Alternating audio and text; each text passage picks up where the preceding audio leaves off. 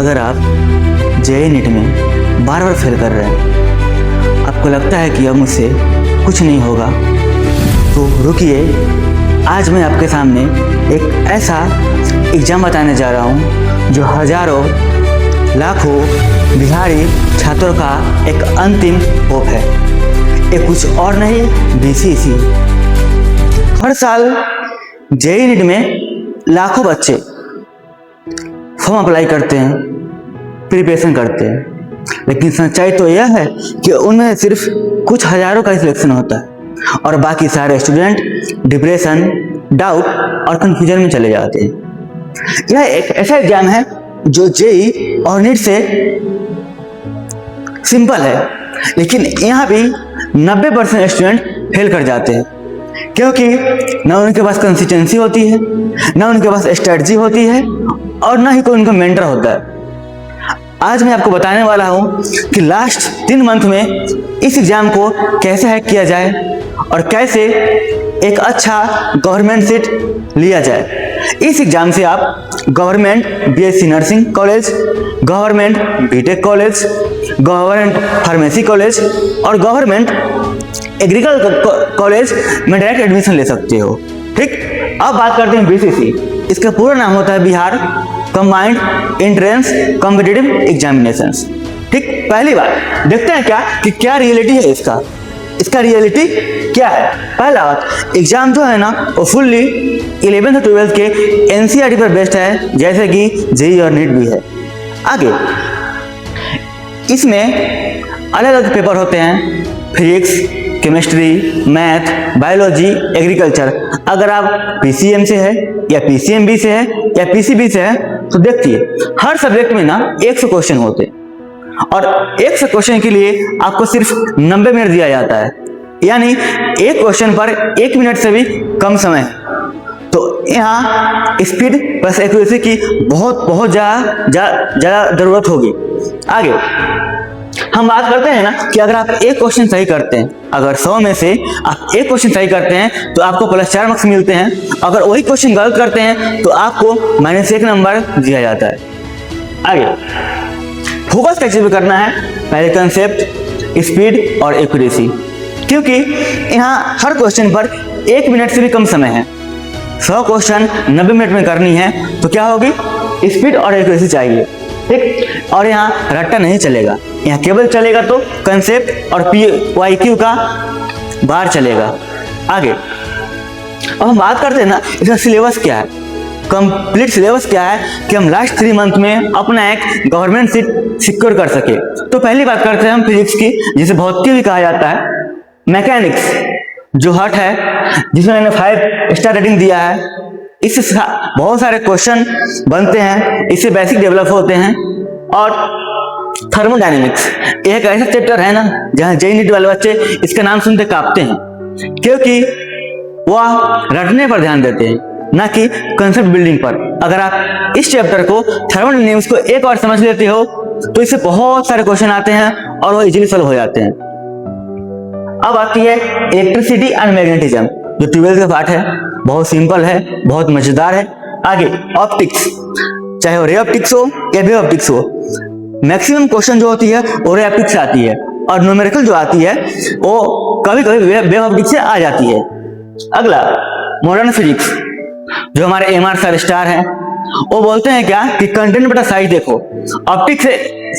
Modern physics एक ऐसा chapter है जहाँ कंटेंट बहुत कम है और क्वेश्चन बहुत ज्यादा आते हैं, तो सबसे हॉट चीज है तो यही है। आगे अब बात करते हैं केमिस्ट्री का। केमिस्ट्री में, फिजिकल केमिस्ट्री में क्या होता है, बच्चे न्यूमेरिकल से डरते हैं, क्योंकि केवल लड़ते हैं ना कि कॉन्सेप्ट डेवलप करते हैं। तो फिजिकल में अगर कोई भी एग्जाम हो वहां से ज्यादा न्यूमेरिकल बनते हैं। अगला ऑर्गेनिक के लिए हमको चाहिए रिएक्शन मैकेनिज्म, जैसे IUPAC, GOC, नोमेनक्लेचर, आइसोमेरिज्म, ये सब बेसिक पार्ट है ऑर्गेनिक की। उसके बाद आती है रिएक्शन मैकेनिज्म, वो बहुत इंपॉर्टेंट। अगर रिएक्शन मैकेनिज्म खत्म, पूरा ऑर्गेनिक खत्म। आगे बात करते हैं इनऑर्गेनिक का। इसके लिए एनसीईआरटी रामबाण है। एनसीईआरटी का हर एक लाइन खुद में क्वेश्चन पैदा करता है इनऑर्गेनिक का। अब हम बात करते हैं ना बायोलॉजी का। बायोलॉजी में बहुत सारे चैप्टर है, लेकिन हाई वेटेज जेनेटिक्स है, फिजियोलॉजी, या तो प्लांट फिजियोलॉजी हो या एनिमल फिजियोलॉजी हो, दोनों ही हम लोग के सिलेबस में है। आगे सेल बायोलॉजी और आगे इकोलॉजी एक हाई स्कोरिंग चैप्टर है जिसे आसानी से स्कोर किया जा सकता है। आगे हम बात करते हैं बीटेक वाले भाइयों के लिए मैथ में calculus, differentiation, integration, differential equation, integral equation, ये सारे आते हैं। ट्रिग्नोमेट्री और कोऑर्डिनेट ज्योमेट्री और प्रोबेबिलिटी एक हाई वेटेज टॉपिक है, अच्छे से पढ़कर आसानी से स्कोर किया जा सकता है। आगे हम बात करते हैं ना टॉपर सीक्रेट की। यह सीक्रेट केवल बीसीसी के लिए नहीं, हर एक एग्जामिनेशन के लिए, चाहे यूपीएससी हो, बीपीएससी हो, जेई हो, नीट हो, एसएससी हो, रेलवे ग्रुप डी हो, एनटीपीसी हो, एएलपी हो, कोई भी एग्जाम हो, यह कंसेप्ट हर एग्जाम में लागू होता है। और अगर आप इसको एक बार इंप्लीमेंट कर लिए तो आप टॉपर बनोगे। इसका क्या है, इसको ना बोलते हैं हम 3 लेयर ब्रेन सिस्टम। कितनी लेयर? 3 लेयर। लेयर नंबर 1 में क्या होती कि कंसेप्ट को ना हमको दिमाग में लोडिंग करना होता है, रटना नहीं है, उस कंसेप्ट को अपने दिमाग में लोडिंग करना है। और इसमें क्या होता है, सबसे पहली बात, अगर आप कोई भी एग्जाम दे रहे हैं, उनका खास सिलेबस होता है, उनका बुक होता है, लेकिन बीसीसी के लिए क्या बुक है? एनसीईआरटी। तो एनसीईआरटी को बार बार समझते हुए पढ़ना है।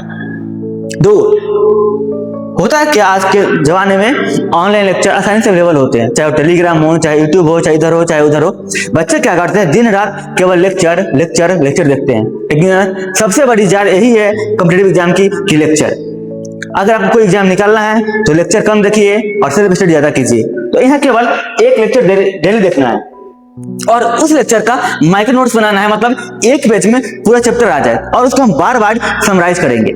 जितना अच्छा समराइज कर पाएंगे ना, उतना ज्यादा हम रिकॉल कर पाएंगे अपने एग्जाम में। आगे उसके बाद क्या कि ये क्या है कि पहले हमको क्लियरिटी करनी है कि क्या ये टॉपिक अच्छा इस समझ में आ जाए, और आगे तब हमें स्पीड को बढ़ाना है। रिवीजन के वक्त स्पीड को बढ़ाना है, लेकिन पहले क्लियरिटी चाहिए। अगला लेयर नंबर 2 एक्टिव रिकॉल। मानते हैं क्या कि हम पूरा चैप्टर पढ़ लिए और क्या करना है, अब बुक को बंद करना है और एक्टिवली आंख बंद करके उस सारे कंसेप्ट को स्टेप वाइज अपने ब्रेन में रोटेट करना है और उसे याद करने की कोशिश करना है। इससे क्या होगी, आपका मेमोरी पावर भी डेवलप होगा, कंसंट्रेशन भी बनेगा और आप इजिली इस चीजों को लंबे समय तक याद रख पाएंगे।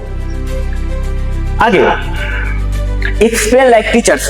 खुद में ही बच्चा बन जाओ, खुद में ही टीचर बन जाओ और खुद को पढ़ाओ एज ए टीचर। आगे लेयर नंबर 3 कोई भी एग्जाम हो वहां पीवाईक्यू, एमसीक्यू अटैक तो करना ही होगा, बिना इसके कुछ नहीं हो सकता। क्या करनी है कि प्रीवियस 10 ईयर के क्वेश्चन आपको सॉल्व करना है। आगे डेली कम से कम 100 एमसीक्यू लगानी है। आप कितना भी थ्योरी पढ़ लो, दिन रात थ्योरी पढ़ लो, लेक्चर देख लो, लेकिन आप खुद से प्रैक्टिस नहीं कर रहे हो क्वेश्चन का, तो जीवन में कभी आप सफल नहीं हो पाओगे। जीवन में कोई कंपटीशन एग्जाम आपसे नहीं निकल पाएगा।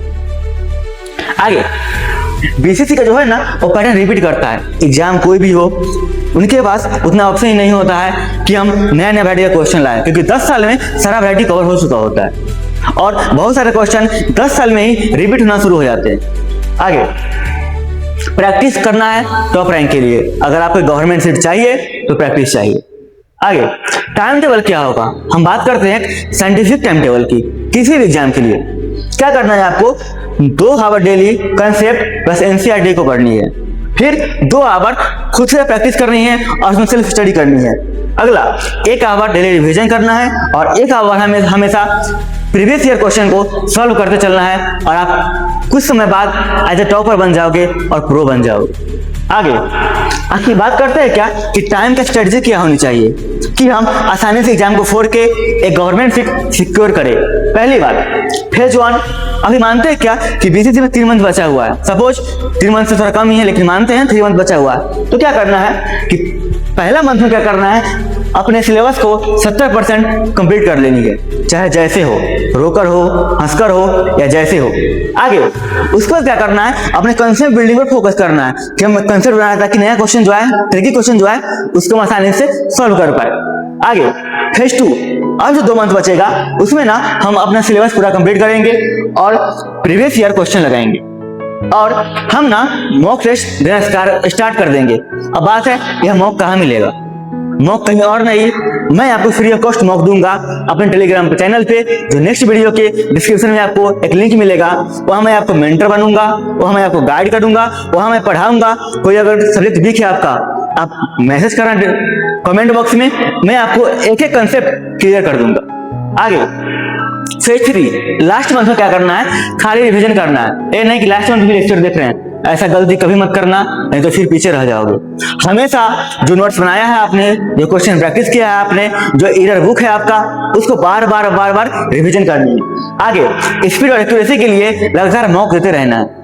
आगे हम बात करते हैं कि टॉपर का हैक्स क्या है, आखिर टॉपर कैसे बनते हैं एक एवरेज से टॉपर। पहली बात 80/20 रूल होती है, इसे हम फेनोमेन रूल भी कहते हैं। इसमें क्या करना है, 20% चैप्टर पढ़नी है और 80% मार्क्स आनी चाहिए, जो कि एक स्ट्रेटजी से आएगी, नहीं तो पॉसिबल नहीं है।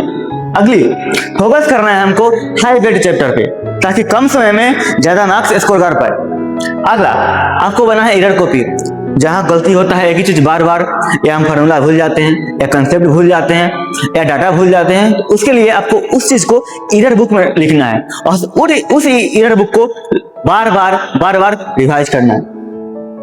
आगे पैटर्न रिकॉग्नाइजेशन, इसके लिए सबसे अच्छा मेथड है पीवाईक्यू पढ़ना। एक पीवाईक्यू ना एग्जाम का हिस्ट्री बता देता है, प्रेजेंट बता देता है और फ्यूचर ही बता सकता है। ठीक, इसके लिए क्या करना है हमको कि रिकॉग्नाइजेशन करने के लिए बार हम पीवाईक्यू ले जाएंगे, जिससे पता चलेगा क्या कि कंसेप्ट रिपीट हो रहा है। अगला अपने ब्रेन को ऐसे ट्रेन करना है ना कि मैं टॉपर हूँ, कॉन्फिडेंस हाई होनी चाहिए और भी बहुत सारे चीज। यही आपका एक स्ट्रेटजी है। मैं एक बातों से बोलकर इस वीडियो खत्म करना चाहूंगा कि सब लोग चाहते हैं कि आप तरक्की करो, सब लोग चाहते हैं कि आप तरक्की करो, लेकिन कोई यह नहीं चाहता कि आप उनसे ज्यादा तरक्की करो। इसीलिए खुद को इम्प्रूव करो, कभी किसी के सामने खुद को प्रूव मत करो, अपने से मतलब रखो, सेल्फिश बनो और खुश रहो। जय हिंद, bye bye. Subscribe to my channel.